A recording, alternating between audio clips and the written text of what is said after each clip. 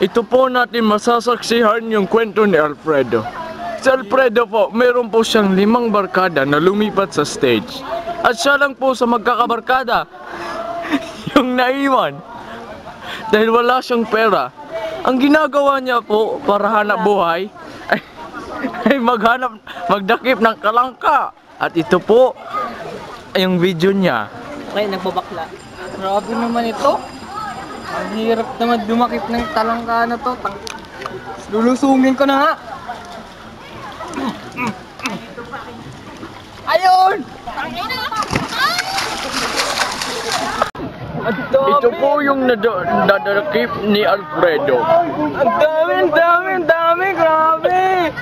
Ay, nakalakaw. Hoy, punta kita Alfredo.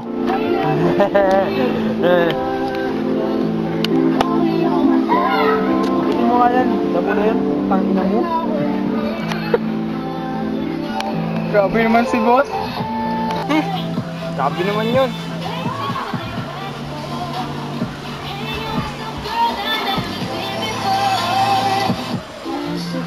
Parang pamilyar yun ah. Sila kaya yun?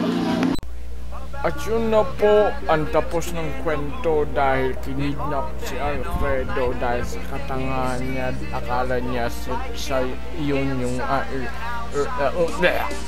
akala niya yun yung mga barkada niya. Hindi naman, kinidnap po siya. Para alamin niyo po, binibigyan ng ito po yung teacher, binibigyan din siya ng pagkain 1 biscuit a day for maximum nutrition.